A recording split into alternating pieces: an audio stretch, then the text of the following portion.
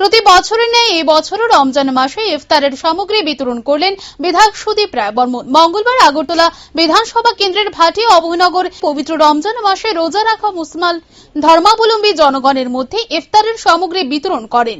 পরবর্তী সময়ে সংবাদ মাধ্যমের মুখোমুখি হয়ে বিধায়ক সুদীপ রায় বর্মন বলেন, যেহেতু বর্তমানে আমরা একটি মহামারীর মধ্যে রয়েছি, তাই সকলে বর্তমান পরিস্থিতির কথা বিবেচনা করে আসন্ন আনন্দের উৎসব ঈদকে সরকারি নির্দেশ এবং স্বাস্থ্যবিধি মেনে পালন করুন।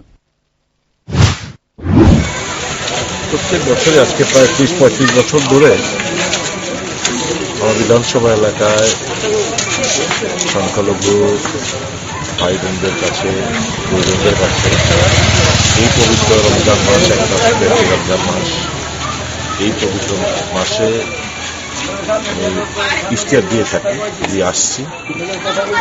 আজকে ইফতার নিয়ে আমি ভাটি অভয়নগর বিটারবন এলাকায় আমাদের যে মাদ্রাসাটা রয়েছে এখানে আমি এসেছি।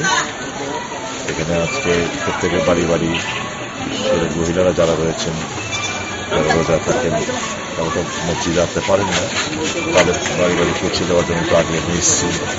এখানে যারা ঈদের নামাজ পড়বেন, আজকে মানে নামাজ যারা পড়তে আসবেন তাদের ইফতার নেওয়া হবে।